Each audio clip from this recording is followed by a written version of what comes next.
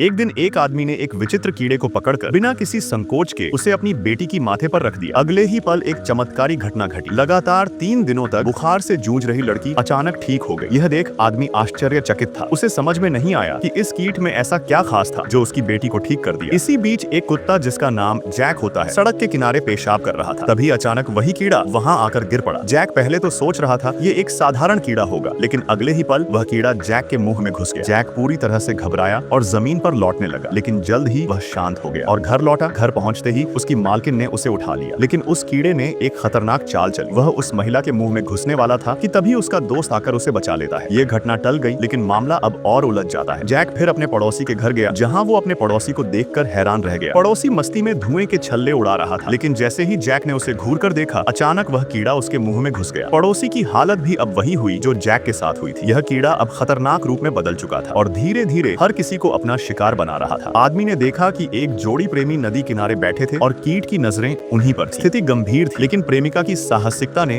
उसे बचा लिया, क्योंकि उसने मौके पर ही पास में पड़ी लकड़ी से कीड़े को बेहोश कर दिया। हालांकि अब समस्या और भी जटिल हो गई थी। कीट ने एक आदमखोर की तरह लोगों का पीछा करना शुरू कर दिया था। एक समय ऐसा आया जब कीट ने आदमी पर हमला किया, लेकिन आदमी ने अपनी चतुराई से उस कीड़े को हरा दिया